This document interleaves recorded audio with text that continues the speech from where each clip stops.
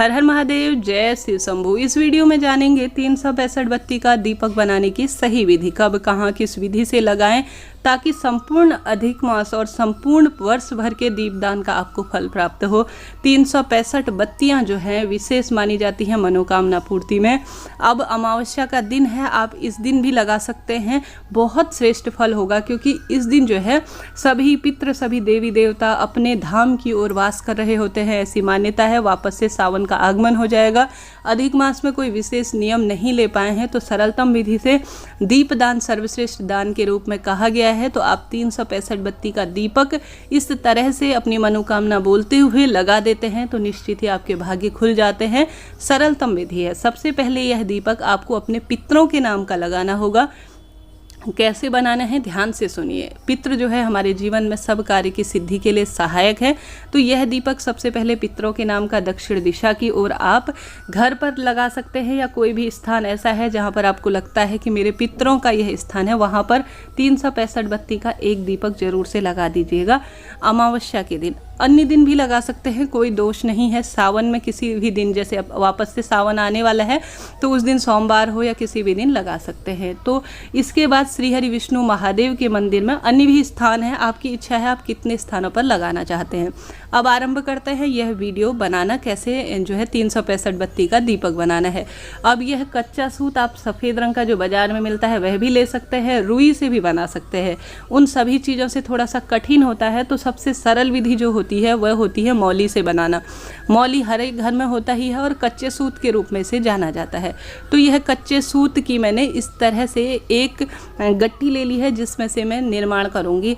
यहाँ पर 2 मैंने बना लिए हैं। ये देखिए मैं अब कैसे कर रही हूँ। सबसे पहले अपने हाथ की उंगली में, आप चाहें तो इसे जो है किसी अन्य चीज़ में भी लपेट सकते हैं। अब यह जो मेरे पास मौली है वह 32 तार की मौली है, मतलब एक दीपक के अंदर, एक बत्ती के अंदर, एक लाइन के अंदर मुझे 32 बत्तियाँ प्राप्त हो जाएंगी। अब आप धीरे धीरे देखिए मैं कैसे कह रही हूँ। अब मैंने इसे 11 बार अपने हाथ में लपेट लिया है, ठीक है। 11 बार लपेट लूँगी इस तरह से और कैंची से कट लगा लूँगी। जैसा मैंने कहा मेरी मौली जो है वह 32 तार की है, अर्थात एक दीपक के अंदर 32 बत्तियाँ छुपी हुई है। तार को हम बत्ती के रूप में अर्थात दीपक के रूप में मान लेंगे। आप सभी जो है यह गिन लीजिए कि आपके घर पर जो मौली है वह कितने तार की है, ठीक है। उसी के अनुसार आप गुणा कीजिएगा कैलकुलेटर की मदद से या किसी से भी आप स्वयं भी गुणा कर सकते हैं। हमेशा जब भी दीपक लंबी बत्ती के बनाए जाते हैं ना तो 4 आंगुल की नाप लेकर बनाना सर्वश्रेष्ठ विधान के रूप में कहा गया है। तो इस तरह से 365 बत्ती का जो है हमें दीपक का निर्माण करना है। अगर मैं इसे अपने हाथ में लपेटती हूँ तो यह 11 जो बार मैंने लपेटा और यह मुझे बत्ती, जैसे मैंने कट लगा लिया और एक तार के अंदर 32 बत्तियाँ छुपी हैं, तो टोटल मुझे इस तरह से कट करने के बाद मैं गुणा करती हूँ 11 से 32 तो मुझे 352 बत्तियाँ मिल जाती हैं, प्राप्त हो गई हैं। स्क्रीन पर आप देख पा रहे हैं मुझे 365 बत्तियों की आवश्यकता है। अब 352 बत्तियां मुझे प्राप्त हो गई हैं, मुझे 13 बत्तियों की और आवश्यकता है। तो मैं इस तरह से अपनी उंगली पर इसे नाप लूँगी और इसमें से जो है मैं 16 इसके अंदर बत्तियां हैं ना, 13 एक तार के अंदर 16 बत्तियां हैं। 2 बार लपेट रही हूँ तो जो है 32 बत्तियां प्राप्त हो रही हैं। तो मैं इसमें से 13 बत्तियां निकाल लूँगी, अर्थात 3 बत्तियां इसमें से कम कर दूँगी क्योंकि यह 16 तार हैं। तो 3 बत्तियां इसमें से निकाल दूँगी और 16 बत्तियां इसमें मुझे प्राप्त हो जाएंगी।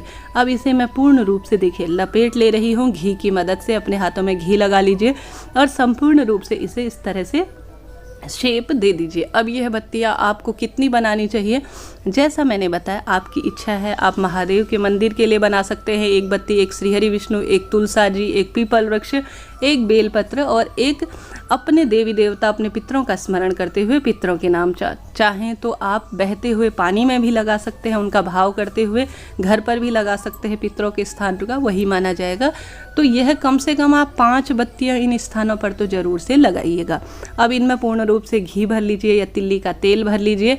इनके मुख में आप सभी जो है जो कपूर है ना उसे लगा लीजिए ताकि यह अच्छी तरह से जल जाए, ठीक है। अब मैं दोबारा से आपको बता दूं, एक बार कहीं ना कहीं किसी को समझ में ना आया हो तो मेरे पास जो मौली है आप चाहे रुई से भी बना सकते हैं, चाहे तो कच्चे सूत से बना सकते हैं। आप सभी जो है सबसे पहले एक मौली लेंगे, मौली को गिन लेंगे कि आपके मौली के अंदर कितने तार हैं, ठीक है। कितने तार हैं उसी के अनुसार बत्तियां आपको प्राप्त होंगी। इसमें आपको गुणा करना होगा। सबसे पहले आप सभी को क्या करना होगा, अपने हाथ की जो 4 उंगलियां हैं या किसी पट्टे पर आप सभी को क्या करना होगा कि इन्हें लपेट लेना होगा। अब जैसे कि मेरे पास 16 तार की जो है यह एक दीपक मुझे प्राप्त होगा। मैं 2 बार लपेट रही हूँ उंगलियों में, तो एक बार में ही मुझे बत्तियाँ प्राप्त हो जाएंगी। तो 16 जो है तार की यह बत्तियाँ हैं, अर्थात मौली है। तो एक बत्ती के अंदर 16 बत्तियाँ छुपी हुई है।